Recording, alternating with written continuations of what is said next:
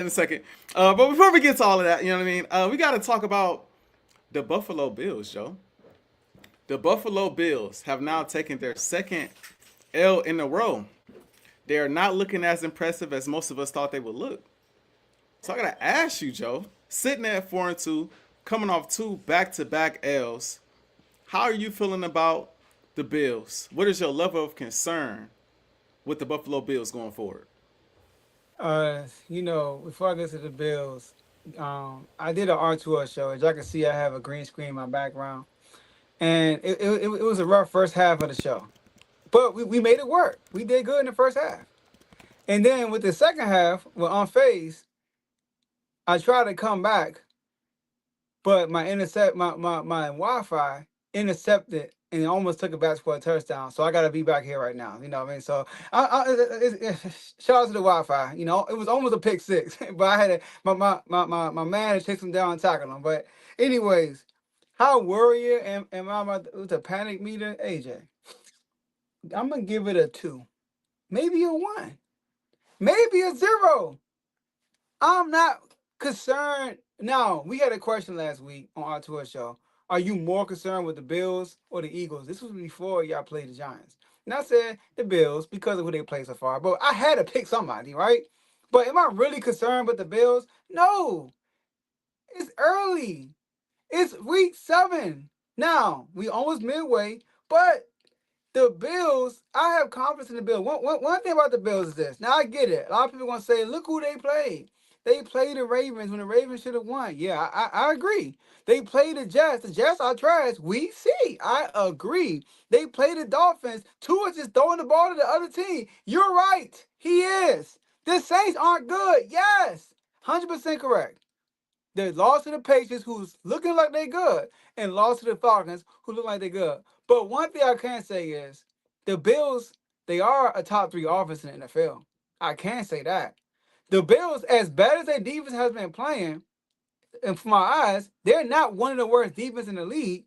And they've been in the playoffs before. They've been there and done that. So in the regular season, the Bills are not judged in the regular season. The Bills are judged in the playoffs. So no, and lastly, they got Josh Allen at quarterback.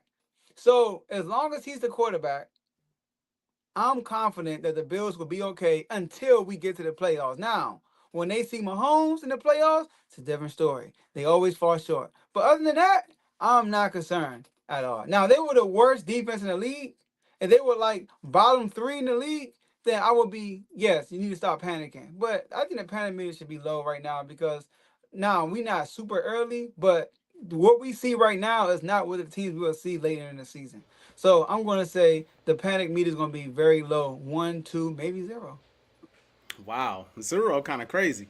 My panic meter for the Bills is not very high either. I'd probably say it's at about a 4 though. I wouldn't go as low as a 1 and a 2. And the reason why I'm not going that low is because man, the Patriots look good now. The Patriots look good. Now I'm not, it's not as if it's the end of the world if the Buffalo Bills don't find a way to win their division like we're accustomed to seeing them doing. It's not as if, it's the end of the world if they have to go into the playoffs and play on the road potentially. Like, it's not the end of the world at the end of the day. But at the same time, with the same token, it's not a division you want to lose, and you don't want to go on the road and have to play anybody on the road in the postseason, especially if you have to see Kansas City. Especially, we'll talk about the Steelers a little later in the show. If you have to see the Steelers, there are some potential tough matchups for them in the first round. What I will say, the things that give me a little bit of concern, number one, their receivers are not creating any separation right now. Not creating any separation, right? So the DBs are not respecting Josh Allen weapons right now. So they playing nonstop press on the line of scrimmage and they blitzing everybody. They sitting in the house at Josh Allen. And obviously when you sit in the house at a quarterback, again, you're not afraid of the weapons on the outside, because if you were, you ain't sitting in that pressure because you can get beat over the top. But right now, again, DBs are confident that they're going to lock you up, they're going to jam you at the line, and Josh Allen has nowhere to go with the football. So there's a lot of pressure on him to deliver, with weapons that's not producing at the moment. Not to say that's going to continue. I think they'll progress, but they're not producing at the moment. What I'm also noticing is if Cook is not getting it going, it's a hard time.